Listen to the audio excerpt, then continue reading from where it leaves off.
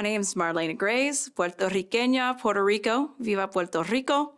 And I'm so glad to be part of the Voices of Lament project because I feel that I'm in a place where I'm with my sisters. Often I have to navigate spaces where I have to, what they say is code switch.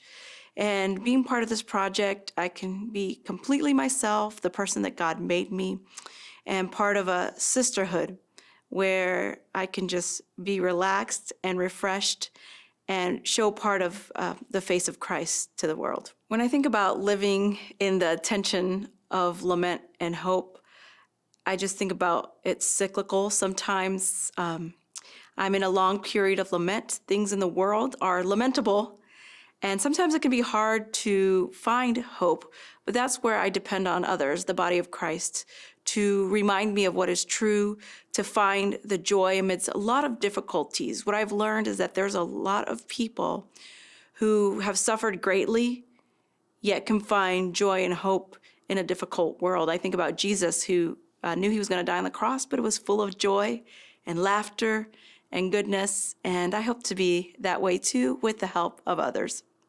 I think it's very important that this project is led by women of color because we have a lot of gifts and knowledge to bring to the table in the body of Christ, but we're often kept from it for whatever reason. And this is making wrongs right. This is how the world should be, where everyone in the church is part of the body of Christ, not just in name, but in actuality. So that's so important to me.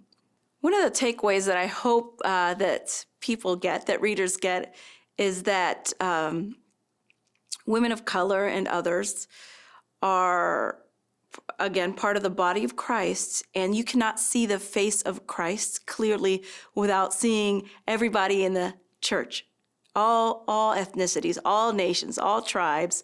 And so if you want to see Christ, more of Christ, then read this book. Because if not, you're only seeing very little of Christ, and you will get to see what some of your sisters are going through, brothers and sisters in the world, and it'll make you a better Christian. So one of the things that's very personal to me about this project is the fact that I remember that I'm not alone. I don't have the same sufferings and struggles that some of my sisters do, but people of color, and women especially, women of color, are impacted greatly by the personal and systemic evils in the world. And sometimes you feel all alone in the suffering as if it's just you. And not that I want anyone else to suffer, but it's good to remember that we're not alone.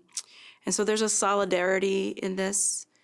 And I'm very honored to be able to read the stories of the others in this book, but also share my own, to bear one another's burdens, and to love one another to love one another greatly. This is not just a book written by separate and disparate people. We've come together in a community. We've met with one another in person, and that means the world.